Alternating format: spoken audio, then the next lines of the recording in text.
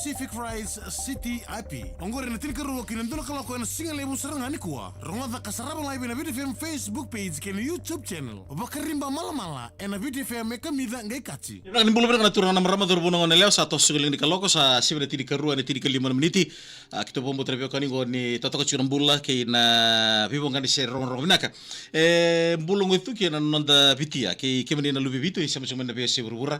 Abe kemeni na nonda maru tegi chumba na bos ngili na kor ena singile wende inda ni na be singelo tuli me bakani ku handa ba dorki na nonda vitala no ena bi ulutanga so e ngandri me rami posaki no irna kana ndau da ba bina ka singile buri ko ni rutu batiki kenda na be kande rua o iniata benada don megani mbulu benaka di sarabe ko chumengo ria na singile buri ku daga tiko baka community team leader and Homes of Hope baka kina bi ko na kando peni vasuturanga vingar betigo taban hejar ni National Council veira sengan ni tuba binaka tu na ituba kini ngonra ena nonda benua ena ngonungo abomo tini ulutanga vitalo ni single buniku ulutanga bimbi sa ndare vitalo takambe kan dona ngauna sono ndo sarab tu ne kene olealo ena yalo abala ya na buru-burungo nda segni ba ko miki na buku ni itukutuku membaleta na trafficking in persons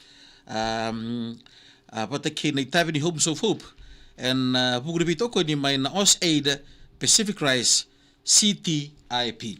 Nando bulang yan silim ko sa na mataychi ko ni segment ko sa naposukin na o inieta membalatan na non-online ni Vingarabi sa napuno daga kina sa na pambulo sa ramanda inieta ni silim ko bulum na kinieta usa na kira mata mo ni pamatal teke muni di tapu tumivi kena buno ni daga bolikina. Naka, bula binaka atu? Bula. Bula binaka. Tomando na pagmadala takiao na singile bunikua ni nembera ni tos tiko ina nando tu vital no.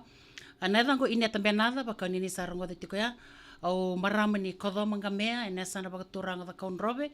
Au basu talangai da kaun robe ana kor baka turango na tewa. Me baka ngan turanga de tiko bi atu na mataka ni kua au vingarabi tiko na tamba ni vingarabi baka tokai na Homes of Hope. Naka. Sa bala puno mutak taika? Ni ba mutak taman? Oh, binaka atu yau tomanda na nungu tiga budak daka, o daka banggas ni buli. Usan sina? Oh, daka banggas ni buli, primary school teacher, Yeah. rote ni rosa nga bulu baka dada na mbaki, rosa buka lima na mbaki, nungu abenga rabitiko na tamba daka ni buli. Right. Me ado abandono nga no sana numa. Me sa rota manda na daka na tamba na ya. Iya. Me ubanga ratalamande ndona bonua, murendi baka yang taka kina. Nabi comeback ka urin tukuna baka babalangi. Yeah. What I'm passionate about. Yeah. Yung baka pinipina kini may sota virto na tamban hibing garabingo. Yeah. Na Homes of Hope o tigo virto and like tinkando ni September do sangan ngula da barawa. Yeah. Ronondo lutin kawalo. Na Homes of Hope. O kira mili ba matalaman da kina beira. Ero research kini matatipid na beira na Homes of Hope. Nada ba maramataw? Nakapagalevo. Binaka na Homes of Hope.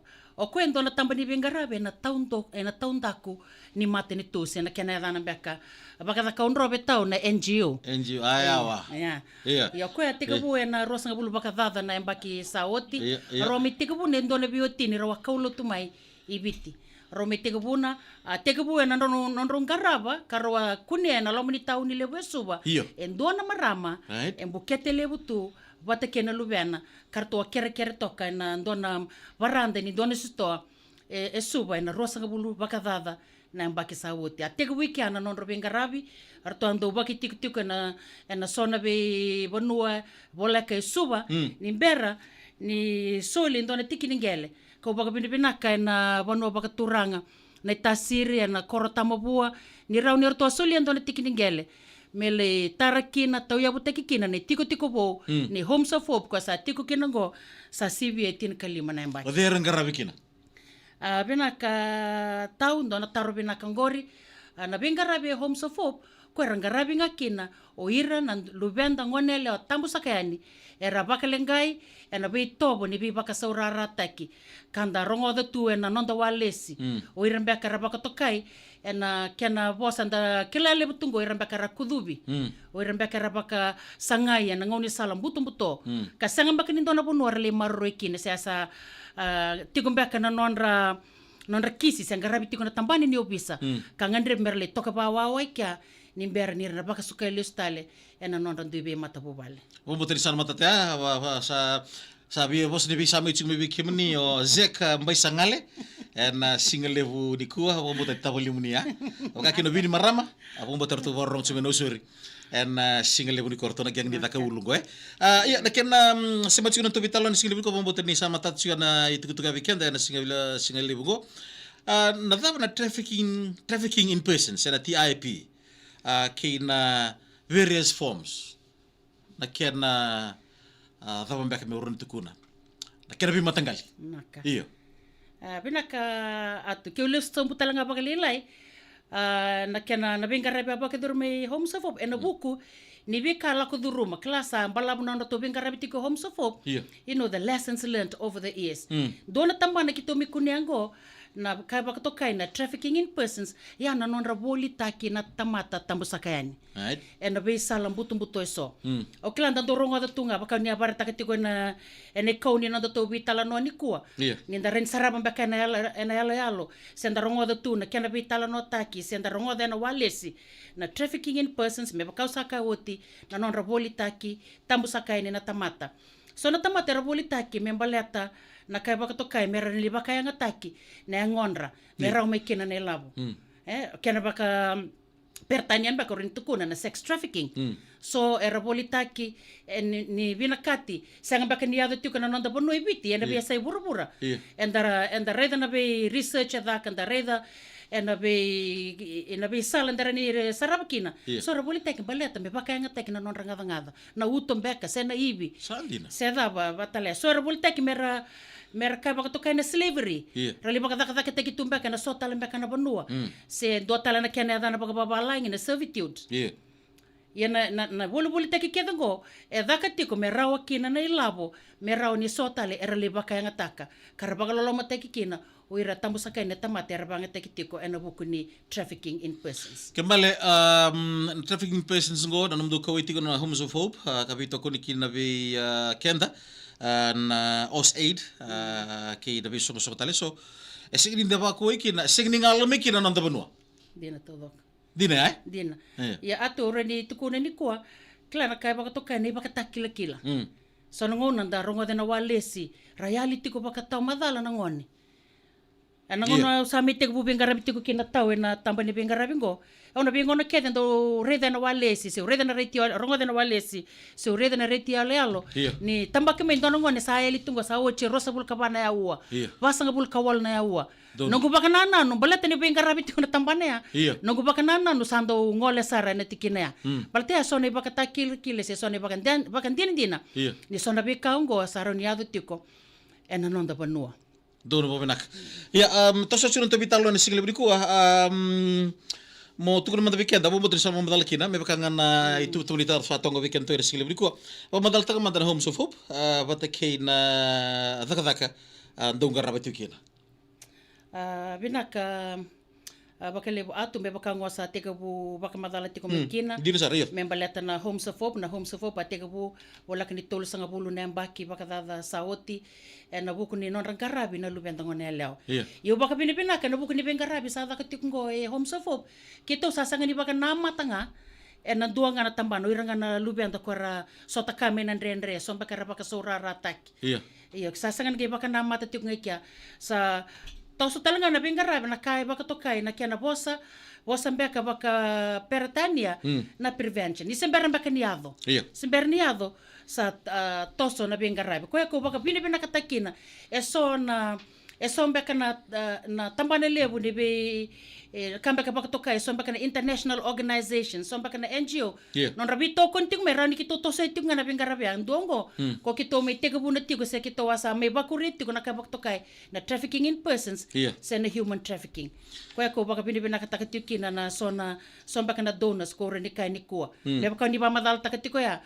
orto na Pacific Rice Tips na kena bakang balabong beka na Pacific Regional Initiative na kena tobole make to counter trafficking in persons for more action in countering trafficking in persons ko ya may tostiko kina na bengarabi ni homophobe rong binak chuna talano ni siglim ko bikim na kada da rong chiko be ini ata benada community team leader ni Homes of Hope na buku ni pitalo ni single berikua na tona ulutang bimbisar na buku ni nonra bangataki na leo benua pembimbi talangau ira sing ni tuba binakatu na bitik ni ngonra nonra bangataki merau mekina na ilapo na ngudi salam butu-butu kasing di bakan di bakalaw na nonta mata itu bakaki na mena biasa burburai ebito ko ni kinabikan na single berikua na OS 8 Pacific Rise CTIP.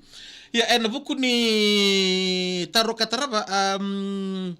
Nangona taba tik buta kata kina Homes of Hope and TIP apa takin na be activities so donggarap.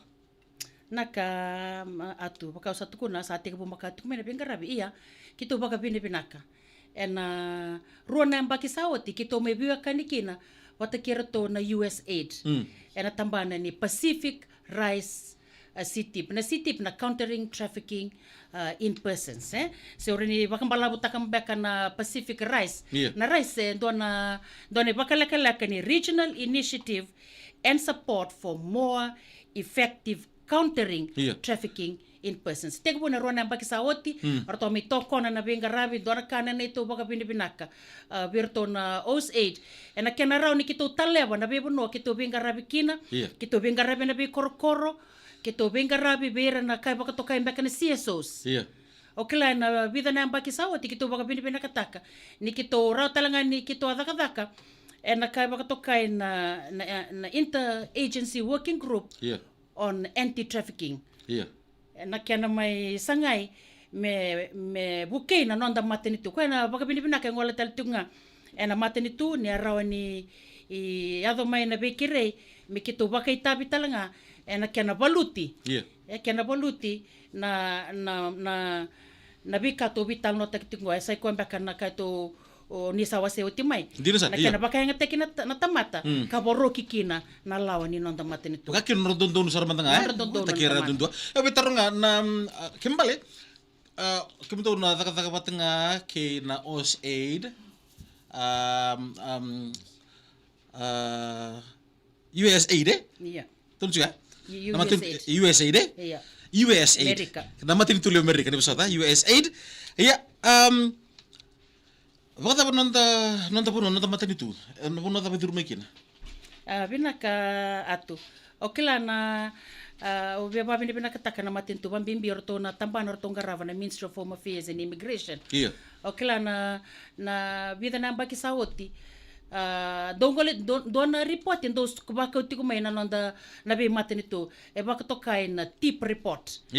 Baka may reportean doon biyo may kina na ranking ni be matin ito na buku ni sasanga no sasanga tiko mera taroba se mera valuta na kaya baka to kaya na human trafficking se na trafficking in person so babi ni pinakataka na matin ito na roon ang bakisawoti na kaya na bida na ang bakisawoti na kaya na meda kadakapata na matin ito na linga ni matin ito watake na be around baka nituko na be CSO sa kanyo Homes of Hope nga kakito baka binibina kanya solibi kito na ngalala me kito may bukia na nonra kaubatamay na civil society organizations kakito baka binibina kataka na bagsawoti kena lomani ang bakingo araw ni kito wada kabuli nonra baka raramataki na civil society organization meraw ni rale be buke na kaya na tarobi se na kaya na baka mbalumutaki na kaya baka to kaya na trafficking in persons kakito baka yang atake kina doana ibola ni bengarabi se kena dana baka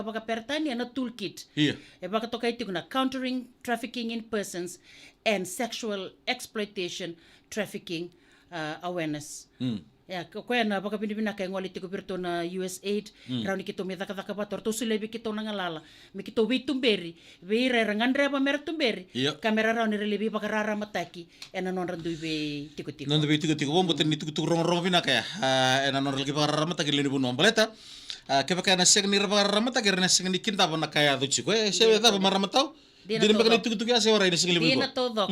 Dina todo. Saka bimbingon na bikim nino kadia. Cheto chika na buri bitala ya. Donto be baramata kira so nangono be na leni buno na se nonom ditu betu nonom do program na bunti kina na baramata leni buno. Nakataw. Pinaka tau na kila o Homes of Hope ko sang such ni dona tamba di bingarabi lebu kito sa man nanu makito sa na bingarabi nga na songa na be korokoro ngono go tin ka ono tiko na koro kito bingarabi kina Ngono go tin ka ono na koro ena bono biti ena be asana kito bingarabi kina ka rua sanga bulu kandua na CSO kito ndo daka bata tiko ena lomani be korta mbeka non randau bakayarang itaki non rabuke se dabarangan raba me kito buke irakina ena tikina ngango na countering trafficking in persons Iya. Iyo yang baka nga so na kito bakay tiko na bi bakarara mataki klan dona dando vitala nota kito ningita soba na sudu samber Dira sar. kona tamba di na vika kito sangati ko na bida namba ngo kito baka bini katakina na Pacific Rise City pina norto bito koni Iya. ni sarau kini bikito me kito toso Tina. kila ni kenda kila bana katau na NGO kenda gay toso nga ni da injini teki mai Dina sar. se soli baka mai ndo na kani be buke Iya. ko yana baka bini kalebu arau kini bikito me kito tumbera se kito bakarara mataka na ngono go rosa ngabul kandua na CSO sa oti ni torobi bakarara mataki Iya. kito sangay sulebira na ibola bakarotaki kito bakarotak merren li bakaya ngataka ena non rabe songo se non rabe korokoro Iya. se na be tiko se be na bono erangan reba mera daka bi bakarara mataki kina kito tutal nga kito sureti me kito lebay tabi kito sa sureti Iya. sa sabi barta ko ni bakarotak kami nito ponto me kito ngayan Mertoga. Ito ano mo na kaya binanga me pande tekni tukutungo. Meron na rawaram tagi sukin na lewu bono Ya ndar kana baka binaka lewu kina matini tu lewu Amerika na buni kawai. Membaleta na non di tukutuko me rongo chubi kenda en single lewu binanga ni kwa. Me baka ngana 2024 trafficking in persons report bikim ni no kenda. Apo buta gorto bita patama na matini tu lewu Amerika baka na tukutuko es boleh tokan na mon lewu liva en single lewu ni kwa. Human trafficking is a stain on the conscience of our society. That's right. It fuels crime. Nakaya baka sudong maya. Yeah. It fuels crime, corruption, and violence. Tula kaya baka sudong may na ulutang to bita lo chicken na single libri kuwa. Do talaga na kakuli baka tata na economy nindo na banua. Bata kair na kaya na tamadagadaga. It distorts our economies and harms our workers. And it violates the fundamental right of all people to be free. Na itu weekenda me baka ndo sa madal kilo maramata undo solution me na biambaki bombo na nando burbur toto ko rusang bulu kapito na milioni exploitaki and do na labor polito na services wata ki na commercial sex bombo tin don me na bitalo kina pomibyo keda ni toke and do tu ya do me na bitalo takana na matagi ulutang apa ngai satu do me na ramata kina meron da kita kina na vika da chunan da burbur wata kena non da benua enang ngono ke baka bisa kilar baka do tani suri to ni ngone mai bale mata kata da ngem basika taruin kwa kabibi en vita longo en listale mai na vika ya bute kina non da matu bale pami bichu vika da tumut min don visus mendanan rabati ren go mo ta churton Homes of Hope ya na tabimbi lebu tigo na ngono go na tumbu wata kena don visus seda ba maramatau Dina todo Dina todo. Eu que kain do na nongo mo kuria wala nga na be kaun itu kuna membaleta na tumbu. Yeah. O klan do na bole lebu. Klan sa bebe sauti ko na nonda banua. Rendre ni tataro na be kara reida na lubenda. Yeah. Se na be kara sotava se odera lebita la notaka.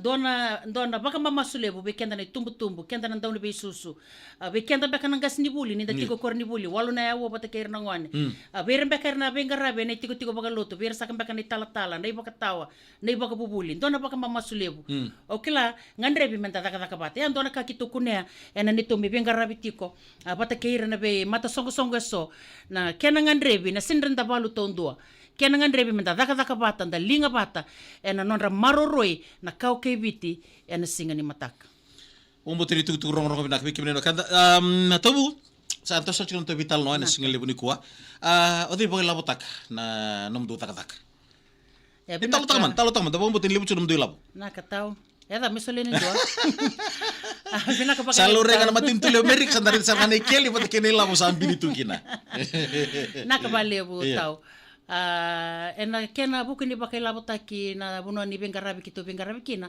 atau manda kito be pakai bina kataka na matin tu biti ena Ministry of Women ena kena do soliti ko ena bota ni Homes of Hope ena beyambaki baleta ni rangarabi tiko kina uira sakana lubenda ngone leo ena nonda banua kito be papi bina kata-katalanga so talanga na bonua ni bengarabi me bakata kana USAID Rice City program kwa initiative ya na bebu ki angole me ki arau ni kito tomana tiko na bengarabi tiko kina katu talanga so era rani tuko ni kuwa era individual support tutale sona bitambana era reida na daka engarabi tiko na maten to biti rangarabi tiko home safop karalo masoli mera bebu ke mai ena kena ngandrebi me valuti se me maroroi oira na lubenta ngone leo sang wala ngari na lubenta ngone leo oira na sau ke biti ena be singa ni matak okila ni tora endoa na sasanga lebu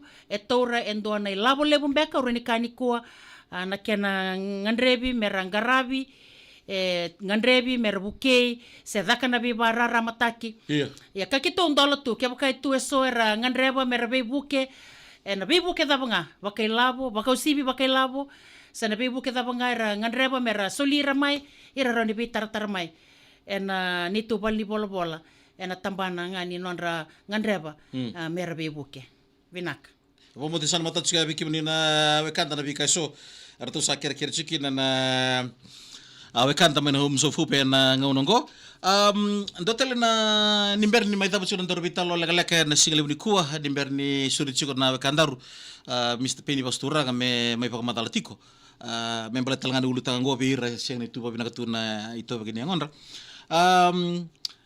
vitalo tsinga na bugni nonra kona trafficking in persons ngoe Orang tak itu nangono kono mon libo-libo na itu-tuku kana report ni ambaki boleh juga digital tools have amplified the reach, the scale and speed of trafficking.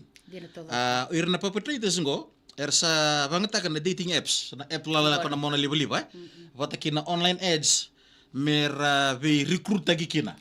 Bombot ni saya tu cuma nonton benua antara ngontan kina itu-tuku na Dora app abang tagi cuma nasa sebagara, kasabang taki na online platform, nonra sengawir na perpetrators ngo, mera batanira, oira raunira rawai, ulutang atau vitalo chicken nesing lebih nuka. Tapi nomi tuku beru itu betul betul visus. Kada bang taki na mono libu lebih. Naka atu. Okela na bibu no kedi kitondo biba karara matakina. Gor ni tuku kito wasea. Gwendo na kanda reida tingo na bi matabu bale na bi bala na bi korokoro. Ni raba bawele na ngone solibir na telefon. Solibir na telefoni mera tarato kan dali da kabon na dagadak. Dali saba sen dali nguni angona sen dali werwer. Solito ndonga na ngone tangi mai. Na bi na mada sawati kito benga rabi tingo na banu aurida. Nangone senta butu matanga baka tanreda ke nangone nga sa tangi kina baka tiki nangone baka rabi na talboni mesar nangone kila weekend ni tumbu ni kuwa me baka utuku ni tiko na nongo bosa tau manda it's inevitable kare reda na lubenda ye na daba sena vera sotaba sena be kaira na le baka ndine takana lubenda na ibaka salanga kitora ni soli home so fop ni kuwa sa kire menta yan baki So ni rabina katangana lubenda na telefon sanda sulia sarangan. Dalibulia tu na telefon solileu. Yang dangulia dapat tiko. Ni telefon ni ako sa nonra raw sartiku nga. Sango ni sala. Ni sala. Ni nonra lako tani may na loma ni be maruroi ki ni tamana se tinana se ki na nona loma ni matabu bale se nona ni tiko. Dono bobinak. Nom de songo en singlebri ko ay maramatuvu. Dapat do sa tubu kaki na kena sangai mondo taroba. Sindo na valuta na kenayado na trafficking persons katubi talota juga na singile buniko. Binaka ke baka totolo lang abi kento tao na singile buniko. Ebati ko na pa se na pi. Ebati ko. Kaya namatay na prevention, na protection, na prosecution, na partnership. Orang di bating gina tala ni kena kalima mbeka na policy. Home so fop ko bangat takati ko rua etolo. Do na prevention, na protection, vata na partnership. Na prevention ya na biba karara mataki ni simber ni lutu mai. Ongon ele o mena ulu ni bonoya. Sa dakarao, sa tarao nambai, metaro biko me kako ni lutu. na bingarabi na bi korokoro ndo na kaki tole bakan reta ni tole bi bakara ramataki Iya. na kena bangangado taki kena bo sampai kapaka pertania na social safety net ena lo mini kor Dina.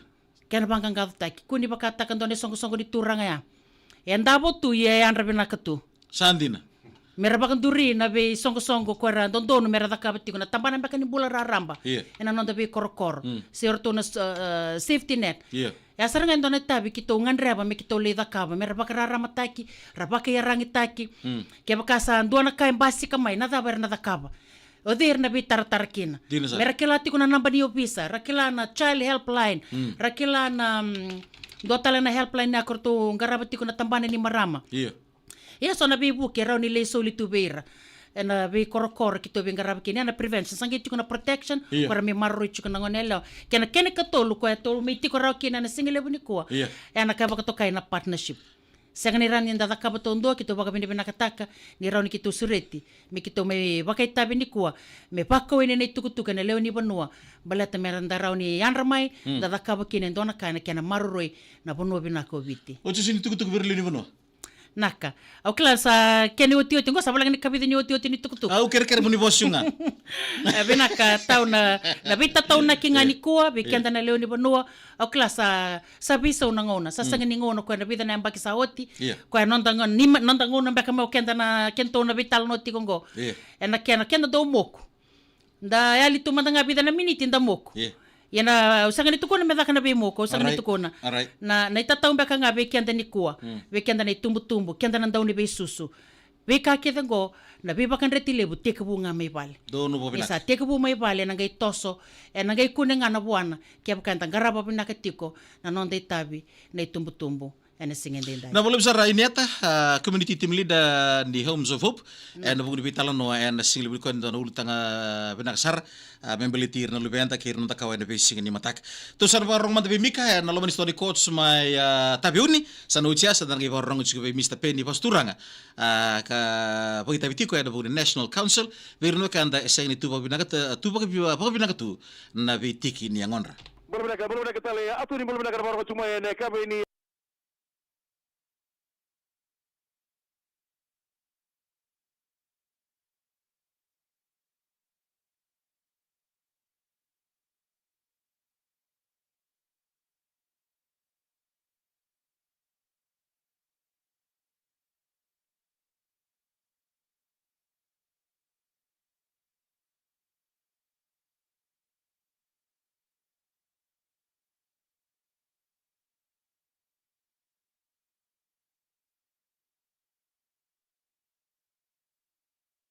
smart appliance juicer. three items.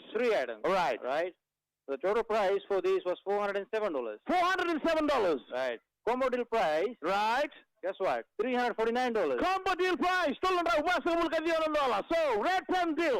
Right. If you come around today, you Right. get feather at 20 discount. Ya, rumah mereka kau di bawah na takaran may musuh kita lebih kondisi ya. Ada singa bina kali ko. Okay, daruri naman ta. So na telefoni be ko yaki mobile phones. Okay. We have a wide range of Samsung devices available. The money level. Right. The money level, yeah. Right. Okay. If you talk about one of the Samsung device, Samsung A15, Right. normal price was $539. Iya. And guess what? The price for the offer price for today is $429. Okay. If the customers come down today, Right. make a quotation, Donor quotation right? reduced.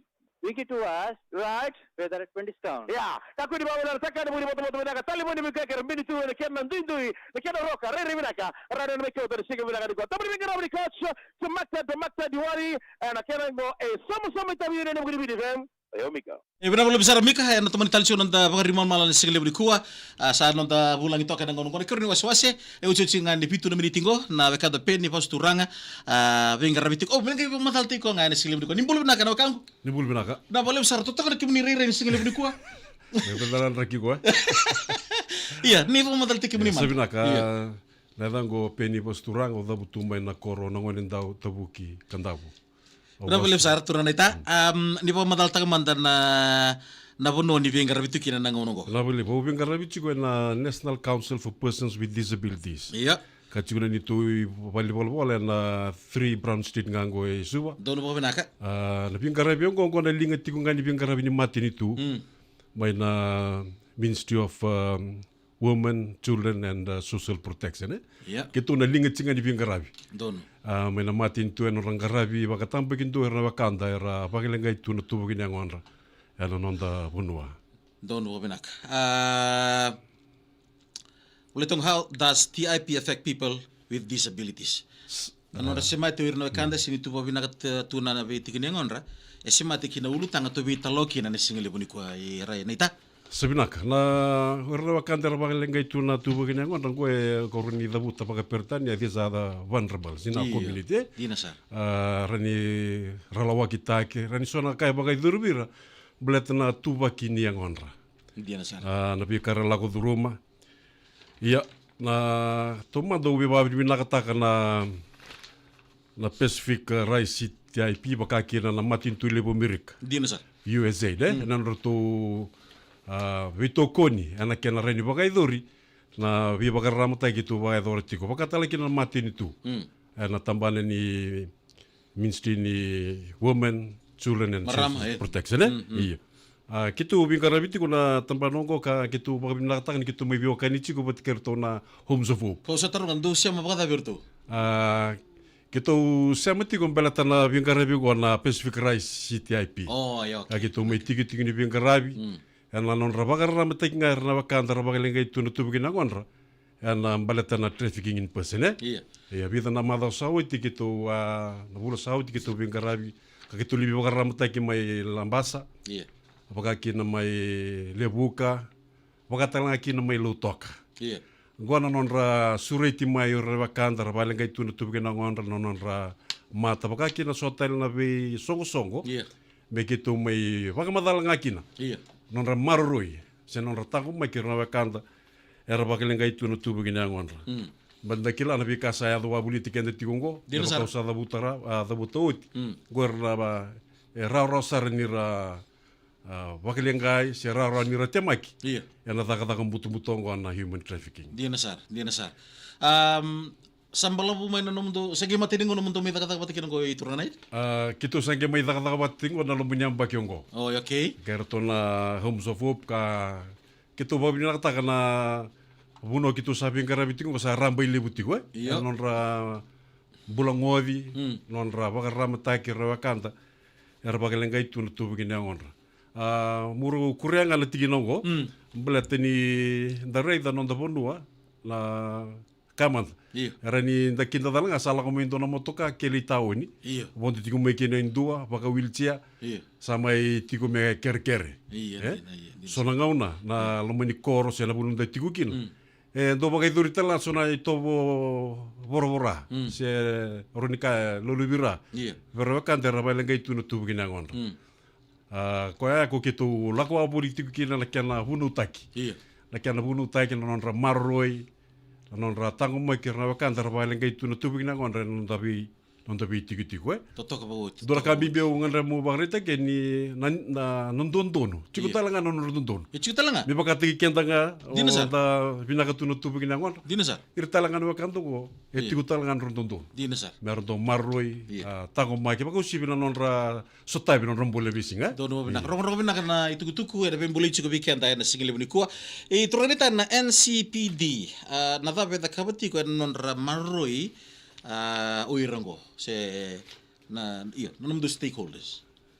Ani tu stakeholders. Iya. Tuma do ba modal tamandangan National Council. Oi mai. Iyo. National Council for Persons with Disabilities ngono go kana ni tu director ti ko turanga ni buna o le make dengelau. Ka kitu bien karabiti ko na tambani takatako ko ka chikutal na nito ko na songo. Iya. Sema tire chiku mai we kitu. Ai. Iyo. Go me bakata ki roto na Fiji Association for Deaf. Iya. Bakati ki roto na United Blind Persons. Iya. Erabi songo go, Iya. Chikutal nga roto na Psychiatric Survivors Association. Iya. Bakaki na roto na Spinal Injury Association. Sandi. Counter Stroke Fiji. Iya. Roto na Fiji Disabled People's Federation. Iya. Agora, se matira chico mai na National Council for Persons with Disabilities, Me baka nga ubagrita chico. Iya. Kito na linga ni bingkarabi di matintu. Dono bo binak. Bira Kim na- dono chugila man dono. Ortuna irna wekanda sing tuba binaka tunon ra tuba ni bula ena toke sanango Iya. kem do lo mendonu na bi songo songo tale so toke sanango bati kena mati itu Iya. kem do Sangai toke semati sangai gitu sangai bisa mati tu. Oi. Me katumbu cingo gitu warna matin tu. war mati itu Iya, ana tambane ni Di marama. Ya. Wakaki ni birna ngwane wakaki na pingkara birna ramba. dono mo binaka mo sana mata chiku weekend na itu rong binaka na single lebu di kuah mai bero non da bulang to kai wakai bos chiku weekend do turanga neita peni bos turanga en single lebu ko nita nimber mita pa to vital no botongo weekend to ron minutes pa kada na no munita ka endavo binaka yani se matiko ni pa kada kina national plan era kena tarobi na TIP ngo. Binaka buglew. Iya. Katakan Fiji Development Plan Iya. National Development Plan. Iya. Kito chikutalai kan ini tu bingarabi. Se vida na lalawa tu membaleta na development plan go. Iya. Okay tikitu kin. Right. Iyo se ko na kana promote ke se na nonra buke werna wakanda erbale gaitu na tu bagin yangon. Dono benak. O yana bi chikuna law na policies na kana pagabi nakataki baku siwi na tambani kitu bingarabi chiku kitu samba chiku bana advisory council gor lewane chiku na walu na permanent secretaries bingarabi tiku kin ka kitu samba kitu binaka sertungain Di nasar. baka ntona kana bertelo ngago baka takortu na ministry housing Iya. kama bale na development plan lagongo sa tiku tala kina na baka na nanu non rebuke kembali ke baka me sona location ni vale na fred na solive ira keda na bingara bigeto chiku kina ka kitu semati kitu chiku na bingara bira ramba ni non da mati Kembali sini ersing ni biutu ma. rasa ngani bitu Sa. na bibu ke Na bibu. na bibu gitu baka to Chico talanga lo mani tubu ni bibaka tor tak ni matri itu. Bibaka ya. baka tala kina na income generation Iya. iya non rebuke bira na tiku baka ivale rasa nga tiku baka me baka ndurin bisnisi Iya. sa chico so na nabu Iya. sene tubu merbu kiki ne na kanda wakaungo Dono benak. O mo sama I coach kan onda itala no di tuku ya single bri kuwa na buguni taki ro chuma biro na da bulangi dokai. o tiku tinga ungan ramu baka bi nakata manda Iya. na matin tu lebo amerika yana kana buke tiku ni to bingara bi yana kana bakara mata ki chigor li bonua baku sibir na wakanda rabala ngai tu na tu bina on na ala bi bakara mata ki ngona human trafficking sang talang ni bikina na nito ministry la Ministry of Women, wakaki na Children and Social Protection, akito kena katumbo tikunga. Ibang karabini matin tu, wera koi ki mai merbaling kay tu na tubuin ang onra. Yana kabini singin na inay.